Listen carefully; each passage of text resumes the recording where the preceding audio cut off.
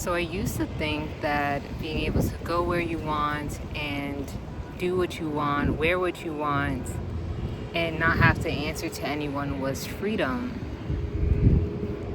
And I realized that those are very surface layer interpretations and definitions of freedom because those are byproducts of true internal freedom, true emotional sovereignty.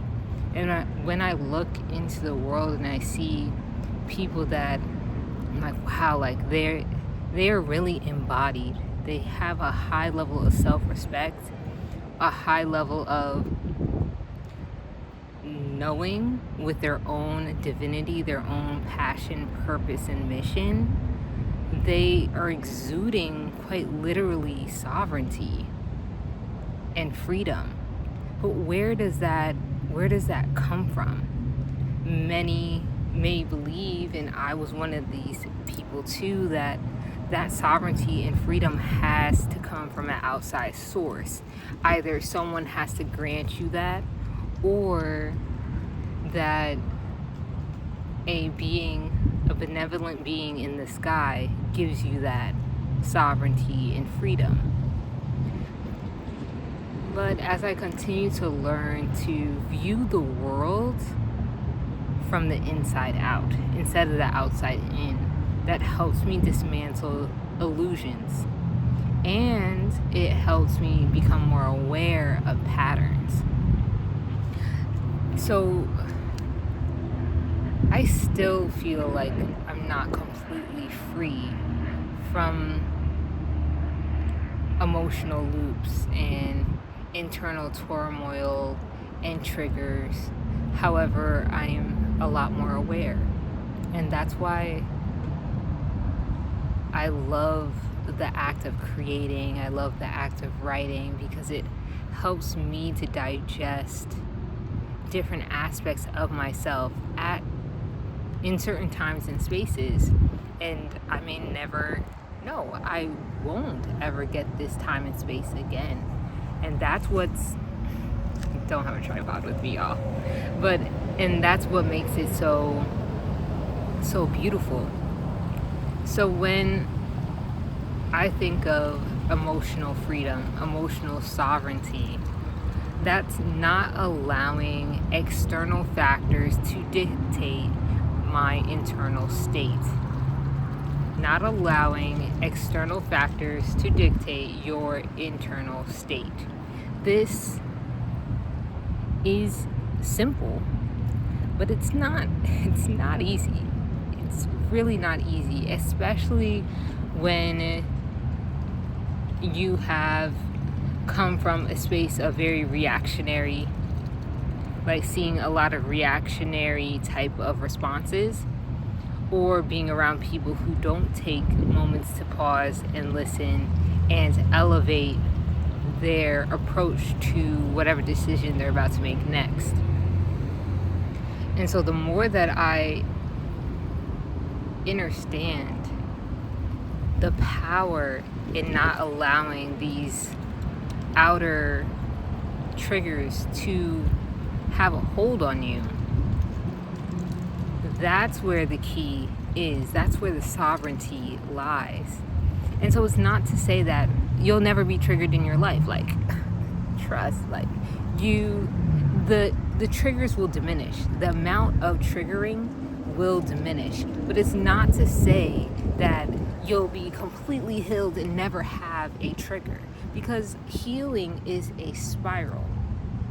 It's not a straight line. It's a spiral that goes from the outer aspects of you, your aura, your energetic field. So even the people that you're around, the things that you do, they affect you. And that goes from the outside all the way in to your internal environment and eventually leads to the soul, the spirit. And with that being said, it's like you're always going to be on the path, but you don't have to make conscious effort on the path all the time. And that's where often the spiritual community will get things shifted, mixed around spiritual bypassing, and we'll see a lot of spiritual psychosis as well, because it's kind of like, okay, are you always supposed to be doing shadow work? No. Are you always supposed to be journaling your thoughts to find something about yourself that you need to fix? No. These things are helpful. These tools are helpful. I even have a shadow book journal, and I'll link it in the description below, which I absolutely love. And I've used it. It has tangible benefits, but you may not always be in that season. When shadow work and journaling to explore really helps is when you're first introduced to something that may need to shift.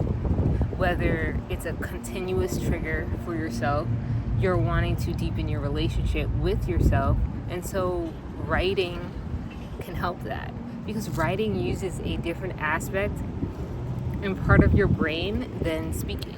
That's why I really, really, really love the mediums of voice, tonality, singing, but also loving the fact that I can write as well, because it gives my voice a different type of depth. So if you're into reading and writing yourself, check out my Substack, because it has all these digestible nuggets with spirituality, metaphysics. We're even going to AI and just think, and then it's just showing you different things of how you could tap into your inner divinity on this earth journey, because I am seeking to continue to create spirituality in a very practical way for myself. So then a byproduct of that is making spirituality super practical and somatic for you as well. So you can really anchor things that you know into your body, because the only way that we can become a different person or become a reimagined version of ourselves is to be anchored within our body and have those new codes, have those new patterns anchored in to our body. Well, that's a freedom. So that emotional freedom, not saying that you'll never be triggered, but it's what you do after the trigger. What is it that after the trigger, what are you choosing to do? Are you going to go down the rabbit hole of now the inner talking that is in your head, just kind of like, oh, why did you do this? Or, see, you never do this right. This shit always happens. Why is this person's always doing this? Like, you could hear a voice that is very judgmental, very egotistical, and very harsh. And even this voice could also be nice, but the voice wouldn't be kind. And this voice is the energetic personification of the wound that has been triggered. The energetic voice personification of the wound that has been triggered.